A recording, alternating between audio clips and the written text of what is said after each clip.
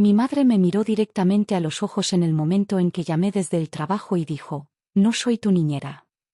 Sin dudar, sin suavidad, solo una ruptura limpia con la única persona que pensé que nunca le fallaría a mi hija. Mientras Lucía estaba temblando afuera de su colegio durante 2 largas horas, mis padres siguieron con su día como si su miedo no significara nada. No grité. No supliqué. Me quedé callada. Tan callada que hasta a mí me asustó. Y 3 días después, empezó el pánico. Antes de contarte qué pasó después, dime, ¿tú te habrías quedado en silencio o también te habrías alejado? Probablemente debería contarte quién era yo antes de que todo se rompiera. Soy Sofía, 32 años, madre soltera que ha pasado la mayor parte de su vida adulta aprendiendo a parecer tranquila aunque el suelo se mueva bajo mis pies. En el trabajo dicen que soy serena, fiable, buena bajo presión. No saben que es una habilidad de supervivencia que aprendí mucho antes de tener un empleo. Nuestra casa está en un rincón tranquilo de la ciudad, un pequeño apartamento con lámparas suaves y mantas cálidas. Nada lujoso, pero seguro. Lo seguro importa cuando crías a una niña de 7 años que todavía cree que el mundo siempre la atrapará cuando caiga. Lucía tiene mis ojos, pero no mi historia. Y me he esforzado mucho para que siga siendo así. Ella da vueltas por la cocina, canta desafinando, deja purpurina en lugares que nunca podré aspirar del todo. Quiero que se sienta sostenida de formas en que yo nunca lo fui. Mis padres viven al otro lado de la ciudad en una casa que siempre se siente más fría que el tiempo de afuera. Mi madre, Carmen, lleva su certeza como una armadura, afilada, pulida, inflexible. Cuando era pequeña, me decía que era demasiado sensible, como si sentir profundamente fuera un defecto que debía superar. Mi padre, Carlos, aprendió pronto a mantener la paz quedándose callado. Y ha perfeccionado ese silencio hasta convertirlo en una habilidad tan fina que casi es invisible. Aún así, lo intenté. Fiestas, cumpleaños, visitas los domingos. Aparecía aunque me costara. Seguía esperando que la maternidad la ablandara, que ser abuela calentara algo viejo y rígido dentro de ella. A veces sostenía a Lucía con una sonrisa tiesa. Y por un momento, imaginaba una versión diferente de nosotras, la que había deseado desde niña. Pero debajo de todo, siempre había una pequeña grieta. Comentarios pequeños, rechazos rápidos, momentos en que actuaba como si Lucía fuera un accesorio, no una niña. Los ignoraba, los alisaba, me convencía de que mantener la paz era lo mismo que mantener la familia. Entonces llegó aquella tarde de finales de invierno, la llamada del colegio, la fiebre, el pánico, y la voz de mi madre plana y cortante, atravesando el ruido de mi oficina como si hubiera esperado años el momento justo para aterrizar. No solo rompió algo. Reveló lo que ya estaba roto desde siempre. ¿Estás listo para el momento en que todo cambió? El colegio nunca debería haber dejado a Lucía esperando afuera, pero cuando llegué, el daño ya estaba hecho. Estaba acurrucada en un banco de hormigón cerca de las escaleras principales, abrazando su mochila como si pudiera mantenerla caliente. Su aliento empañaba el aire. Sus mejillas estaban enrojecidas por el frío, no por la fiebre. Cuando me vio, no corrió a mis brazos como solía hacer. Solo se levantó despacio y cansada y susurró, ¿podemos irnos a casa ya? Algo dentro de mí se tensó, callado, pesado, innegable. Esa noche, después de acomodarla en el sofá con té de jengibre y una manta, no paré de repetir todo en mi cabeza. El tono cortante de mi madre. La forma en que colgó antes de que terminara de hablar, la manera en que la recepcionista explicó casi disculpándose que Lucía no podía quedarse dentro porque faltaba personal. Quería culpar al mundo entero, pero esas frías 2 horas de espera pertenecían a una sola persona, Carmen. Aún así, el viejo instinto entró en acción. Dale tiempo. No escales. No empieces una pelea. No puedes ganar. Había pasado toda mi vida eligiendo la suavidad ante su dureza, creyendo que la paz valía cualquier costo personal. Pasaron 3 días antes de que llegara el primer mensaje de voz.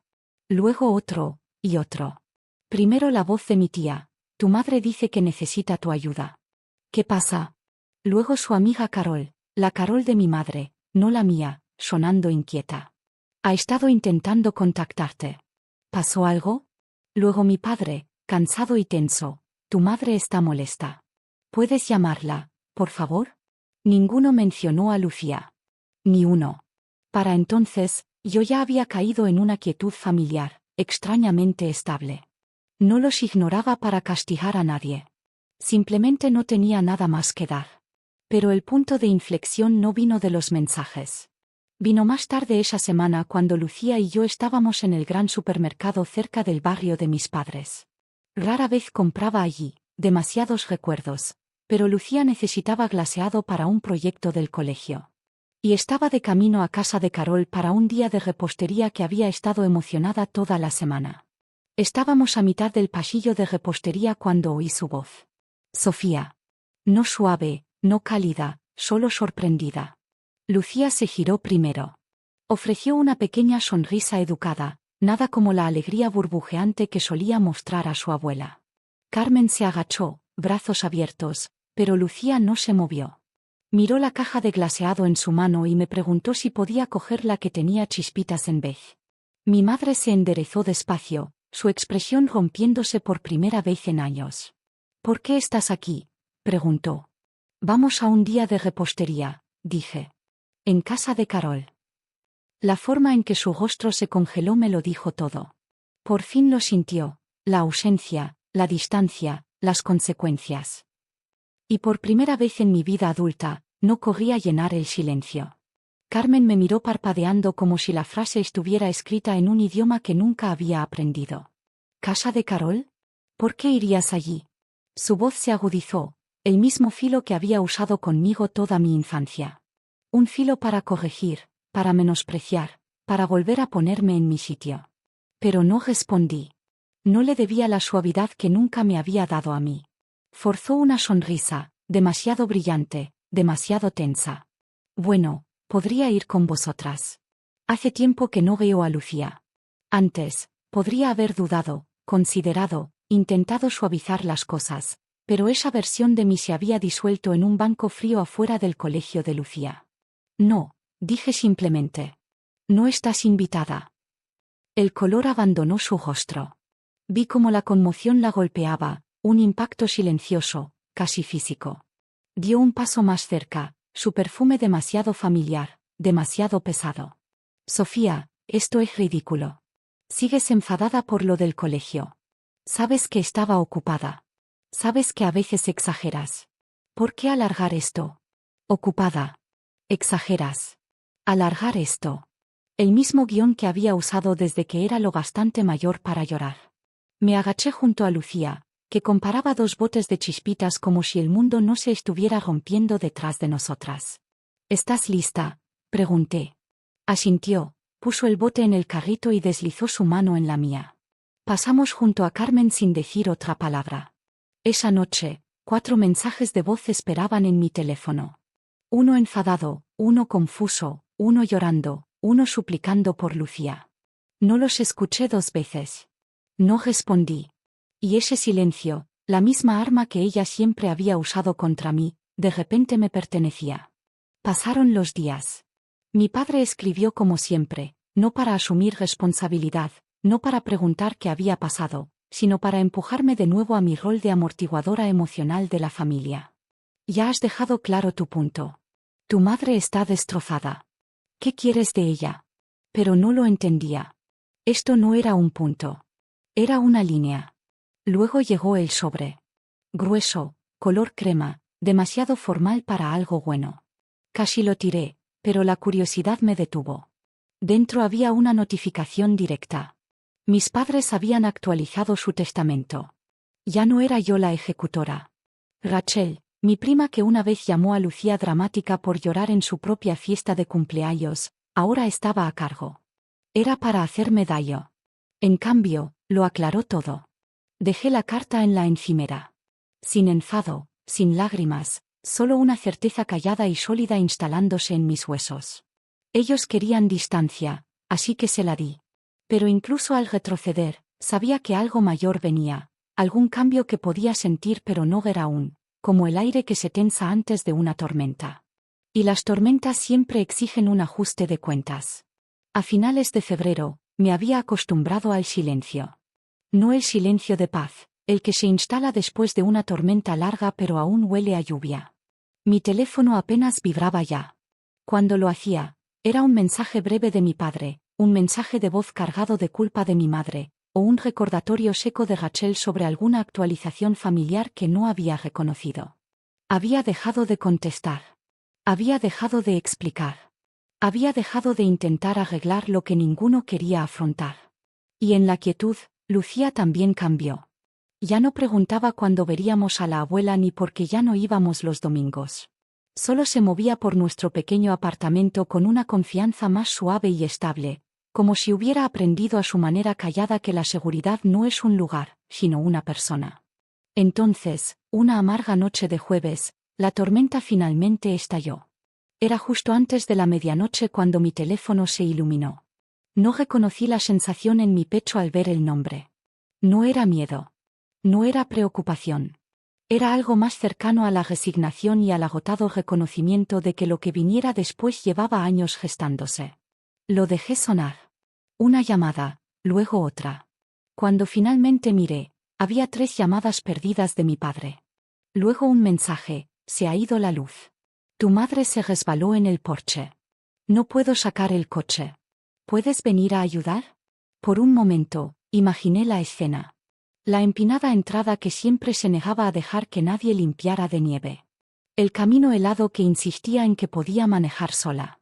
La luz del porche que parpadeaba cuando el viento soplaba en cierto ángulo.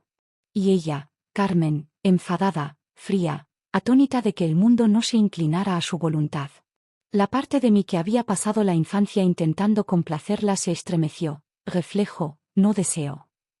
Pero la imagen que vino después lo borró todo. Lucía en las escaleras del colegio, pequeño cuerpo acurrucado contra el frío, aliento convirtiéndose en niebla, esperando a alguien que nunca llegó. Escribí una palabra: no. Y puse el teléfono boca abajo. Dormí mejor que en semanas. Por la mañana, la luz del sol dibujaba una línea fina en el suelo de mi dormitorio. Mi teléfono mostraba 7 llamadas perdidas más y 2 mensajes de voz, uno frenético, uno llorando. No los reproduje. En cambio, llamé a Carol y le pregunté si quería llevar a Lucía al museo infantil. Dijo que sí sin dudar. Así era ella, estable, presente, suave donde mi madre era afilada. Pasamos el día recorriendo exposiciones interactivas, riendo con los hipo de Lucía cuando corría por la sala de burbujas, y comiendo tortitas en un diner que olía a sirope caliente y a infancia. En ningún momento Lucía preguntó dónde estaban mis padres. La siguiente ola llegó a través de Rachel. Llamó a última hora de la tarde, su voz entre preocupación y condescendencia. Tu madre se fracturó la muñeca, dijo. A tu padre le duele la espalda de ayudarla. Han estado sin luz 2 días. Tal vez deberías plantearte ser la persona adulta aquí. Casi me reí. Persona adulta. Como si no hubiera pasado toda mi vida siendo exactamente eso. Ya lo soy, dije. Por eso mantengo a Lucía alejada.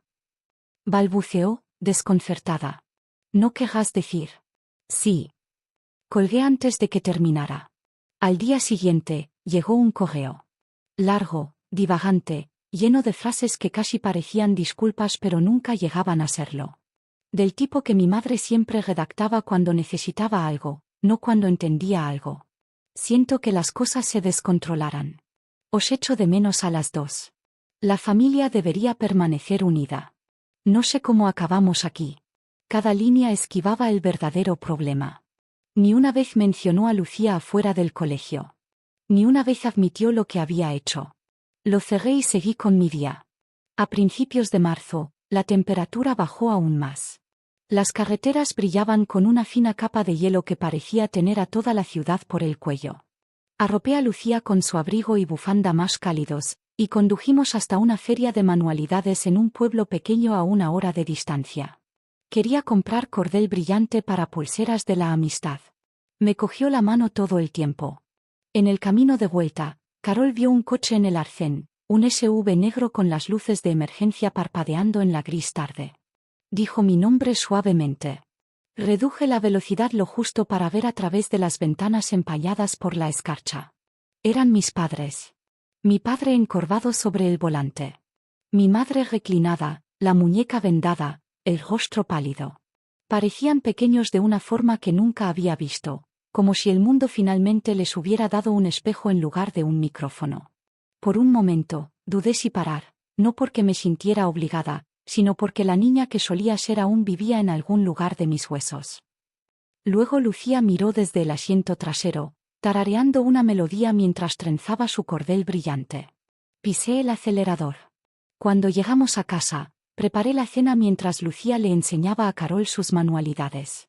El zumbido del calefactor del apartamento, el ruido de los platos, la risa suave, todo se sentía como una vida que había construido intencionadamente, pieza a pieza, sin darme cuenta. Pero incluso entonces, no me sentía triunfante. No me sentía victoriosa. Me sentía terminada.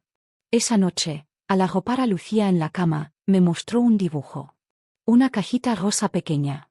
3 figuras de palos, yo, Lucía y Carol. Lucía en el medio, cogiendo nuestras manos. ¿Puedo ponerlo en la nevera?, preguntó. Claro. Se detuvo antes de salir corriendo. Mamá, ¿todavía tengo abuela? La pregunta me pilló desprevenida, no por su contenido, sino porque la hizo sin enfado, sin tristeza, solo curiosidad, como si estuviera reorganizando el mundo en su cabeza e intentando entender dónde encajaba todo ahora. Sí, dije suavemente. Pero las cosas son complicadas. Asintió con esa sabiduría despreocupada que a veces tienen los niños. A lo mejor se olvidó de cómo ser amable. Después de que se durmiera, miré ese dibujo hasta que la habitación se embojonó. En todo mi dolor, en toda mi protección, había olvidado la verdad más simple. Lucía tenía su propia historia, sus propios sentimientos, su propia comprensión de la familia. Y quizás no estaba lista para borrar a las personas como yo había sido obligada a hacer. Así que cogí el teléfono y, por primera vez en semanas, escribí un mensaje. ¿Quieres ver a Lucía el próximo fin de semana? Sin disculpa, sin condiciones, solo una apertura. Mi madre respondió en 3 minutos. Sí. El sábado siguiente, nos encontramos en un parque. Terreno neutral, frío pero más luminoso que las semanas anteriores. Mis padres se sentaron en un banco como personas que no estaban seguras de si eran bienvenidas. Lucía se acercó despacio, luego me miró pidiendo permiso antes de decir hola. Ellos respondieron. Luego preguntó, «Abuela, ¿me empujas en el columpio?» Mi madre pareció atónita. No triunfante, no aliviada, solo atónita. Me miró. Asentí. Y en ese momento, pequeño, frágil, real, la tormenta finalmente empezó a calmarse. Mi madre caminó hacia el columpio como si el suelo bajo sus pies pudiera romperse. Puso su mano buena en la parte trasera del asiento y empujó suavemente, casi con cautela, como si temiera que Lucía cambiara de idea. Lucía se inclinó hacia atrás, dejando que el viento le atrapara el pelo, sus pequeñas botas rozando la tierra con cada pasada. Mis padres no se apresuraron, no sobrepasaron, no intentaron reclamar un lugar que no habían ganado. Simplemente existieron en segundo plano, callados, tentativos, conscientes. Por primera vez, ese silencio no era un arma. Era espacio. Me senté en un banco cercano, observando la escena con una extraña mezcla de alivio y dolor. No estaba curada. Ellos tampoco. Pero los bordes afilados dentro de mí se habían suavizado, redondeados por el tiempo y la distancia, y la comprensión de que mi poder nunca había venido del castigo. Venía de la protección, proteger a Lucía, protegerme a mí misma. La visita duró menos de 1 hora. Sin discursos, sin disculpas forzadas, solo pequeños y cuidadosos pasos. Cuando llegó la hora de irse, mis padres no pidieron más. Simplemente asintieron, agradecidos por lo que se les había dado. Una semana después, mi padre me envió por correo un folleto del mercadillo solidario del colegio de Lucía, preguntando si podían asistir, solo si te parece bien. Dije que sí, con límites. Cumplieron cada uno. Se quedaron atrás, aplaudieron en silencio y se fueron sin intentar reescribir la historia. Otro dibujo apareció pronto en nuestra nevera. La misma casita rosa, pero ahora 5 figuras. Y por primera vez, la imagen no dolía. Se sentía como un comienzo. No perfecto, pero posible. Al final, nada volvió a ser como antes, y ese era el objetivo. No reconstruimos la vieja versión de nuestra familia. Construimos una más callada, más sólida, moldeada por límites en lugar de miedo. Lucía se sentía segura de nuevo, y yo por fin entendí que protegerla siempre importaría más que mantener la paz. Si esta historia te ha llegado, dime desde dónde la estás escuchando. Y si alguna vez has tenido que poner una línea dura con la familia, comparte tu historia abajo y suscríbete para más.